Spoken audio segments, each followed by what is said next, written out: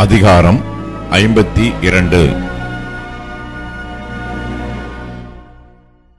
சிதேக்கியா ராஜாவாகிறபோது 21 வயதாயிருந்தான். அவன் 11 வருஷம் எருசலேமில் ராஜ்யபாரம் பண்ணினான். அவனுடைய தாயின் பேர் அமுத்தாள். அவள் லீப்னா ஊரானாகிய எரேமியாவின் குமாரத்தி. யோயாக்கீம் செய்தபடியெல்லாம் அவனும் கர்த்தருடைய பார்வைக்கு பொல்லாப்பானதைச் செய்தான். எருசலேமையும் யூதாவையும் கர்த்தர் தம்முடைய சமூகத்தை விட்டு அகற்றி தீருமளவும் அவைகளின் மேலுள்ள அவருடைய கோபத்தினால் இப்படி நடந்ததும் அல்லாமல், சிதேக்கியா பாபிலோனிலே ராஜாவுக்கு விரோதமாக கலகம் பண்ணினான். அவன் ராஜ்யபாரம் பண்ணும் 9ஆம் வருஷம் 10ஆம் மாதம் 10ஆம் தேதியிலே பாபிலோன் ராஜாவாகிய நேபுகாத் நேச்சாரும் அவனுடைய எல்லா இராணுவமும் எருசலேமுக்கு விரோதமாய் வந்து அதற்கு எதிராக பாளையமிறங்கி சுற்றிலும் அதற்கு எதிராக கொத்தளங்களை கட்டினார்கள். அப்படியே சிதேக்கியா ராஜாவின் 11ஆம் வருஷமட்டும் நகரம் முற்றுகை போடப்பட்டிருந்தது. 4ஆம் மாதம் 9ஆம் தேதியிலே பஞ்சம் நகரத்திலே அதிகரித்து தேசத்தின் ஜனத்துக்கு ஆகாரம் இல்லாமல் போயிற்று. நகரத்தின் மதில் இடிக்கப்பட்டது. அப்பொழுது கல்தேயர் நகரத்தை சூழ்ந்திருக்கையில் யுத்த மனுஷர் எல்லாரும் ராத்திரி காலத்தில் ஓடி ராஜாவுடைய தோட்டத்தின் வழியே 2 மதில்களுக்கும் நடுவான வாசலால் நகரத்திலிருந்து புறப்பட்டு வயல்வெளியின் வழியே போய்விட்டார்கள். ஆனாலும் கல்தேயருடைய இராணுவத்தார் ராஜாவை பின்தொடர்ந்து எரிகோவின் சமனான பூமியில் சிதேக்கியாவை கிட்டினார்கள். அப்பொழுது அவனுடைய இராணுவத்தார் எல்லாரும் அவனை விட்டு சிதறிப்போயிருந்தார்கள். அவர்கள் ராஜாவை பிடித்து அவனை ஆமாத் தேசத்தின் ஊராகிய ரிப்லாவுக்கு பாபிலோன் ராஜாவாகிய நேபுகாத் நேச்சாரிடத்துக்கு கொண்டு போனார்கள். அங்கே இவனுக்கு நியாயத்தீர்ப்பு கொடுத்தான். பின்பு பாபிலோன் ராஜா சிதேக்கியாவின் குமாரரை அவன் கண்களுக்கு முன்பாக வெட்டினான். யூதாவின் பிரபுக்கள் எல்லாரையும் ரிப்லாவிலே வெட்டினான். சிதேக்கியாவின் கண்களை குருடாக்கி அவனுக்கு 2 விலங்குகளை போடுவித்தான். பின்பு பாபிலோன் ராஜா அவனை பாபிலோனுக்கு கொண்டு போய் அவன் மரணமடையும் நாள் மட்டும் அவனை காவல் வீட்டில் அடைத்து வைத்தான். 5ஆம் மாதம் 10ஆம் தேதியிலே பாபிலோன் ராஜாவுக்கு முன்பாக நிற்கிறவனாகிய காவற் சேனாதிபதியான நேபுசரதான் எருசலேமுக்கு வந்தான். அது நேபுகாத் நேச்சார் என்னும் ராஜா பாபிலோனை அரசாளுகிற 19ஆம் வருஷமாயிருந்தது. அவன் கர்த்தருடைய ஆலயத்தையும் ராஜாவின் அரமனையையும் எருசலேமிலுள்ள எல்லா வீடுகளையும் ஒவ்வொரு பெரிய மனிதனுடைய வீட்டையும் அக்கினியினால் சுட்டெரித்து போட்டான். காவற் சேனாதிபதியோடு இருந்த கல்தேயரின் இராணுவத்தார் எல்லாரும் எருசலேமைச் சுற்றிலும் இருந்த அலங்கங்களை இடித்து போட்டார்கள்.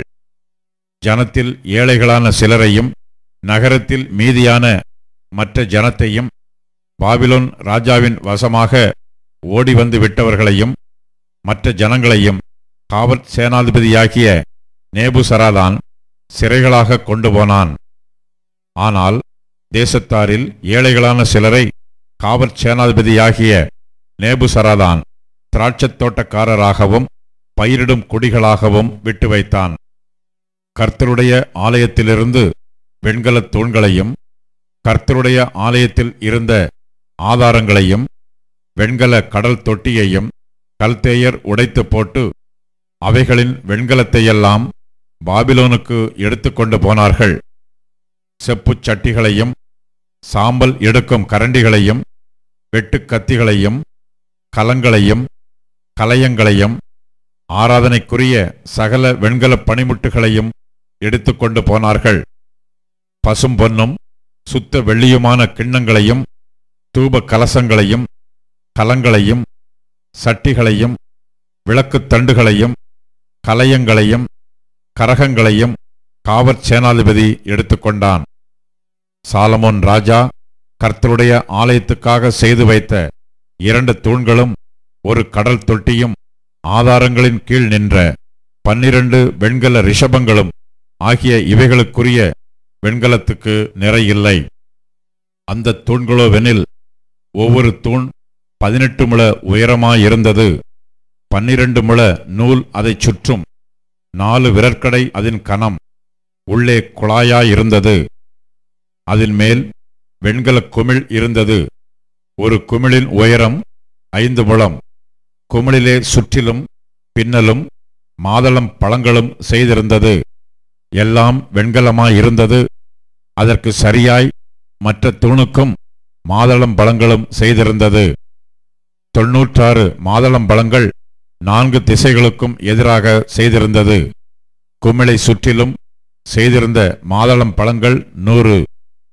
காவற் சேனாதிபதி பிரதான ஆசாரியனாகிய செராயாவையும் 2ஆம் ஆசாரியனாகிய செப்பனியாவையும் வாசற்படியின் 3 காவற்காரரையும் பிடித்து கொண்டு போனான்.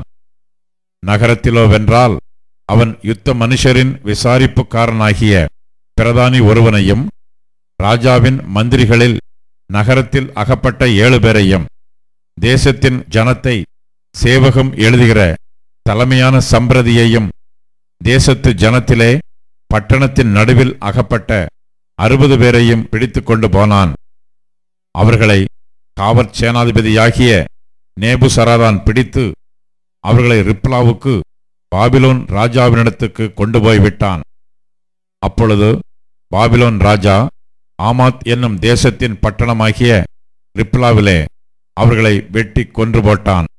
இவ்விதமாக யூதர்கள் தங்கள் தேசத்திலிருந்து சிறைகளாய் கொண்டு போகப்பட்டார்கள். நேபுகாத் நேச்சார் சிறைப்பிடித்து போன ஜனங்களின் தொகை எவ்வளவென்றால் 7ஆம் வருஷத்தில் 3023 யூதரும், நேபுகாத் நேச்சாருடைய 18ஆம் வருஷத்தில் எருசலேமிலிருந்து 832 பேர்களும் கொண்டு போகப்பட்டார்கள். நேபுகாத் நேச்சாருடைய 23ஆம் வருஷத்தில் காவற் சேனாதிபதியாகிய நேபுசராதான் யூதரில் 745 பேர்களை சிறைப்பிடித்து கொண்டு போனான். ஆக 4600 பேர்களாம். யூதாவின் ராஜாவாகிய யோயாக்கீனுடைய சிறையிருப்பின் 37ஆம் வருஷம் 12ஆம் மாதம் 25ஆம் தேதியிலே ஏவில் மெரோதாக் என்னும் பாபிலோன் ராஜா தான் ராஜாவான வருஷத்திலே யூதாவின் ராஜாவாகிய யோயாக்கீனை சிறைச்சாலையிலிருந்து வெளிப்பட பண்ணி அவன் தலையை உயர்த்தி அவனோடே அன்பாய் பேசி அவனுடைய ஆசனத்தை தன்னோடே பாபிலோனில் இருந்த ராஜாக்களுடைய ஆசனங்களுக்கு மேலாக வைத்து அவனுடைய சிறையிருப்பு வஸ்திரங்களை மாற்றினான். அவன் உயிரோடு இருந்த சகல நாளும் தன் சமூகத்தில் நித்தம் போஜனம் பண்ணும்படி செய்தான்.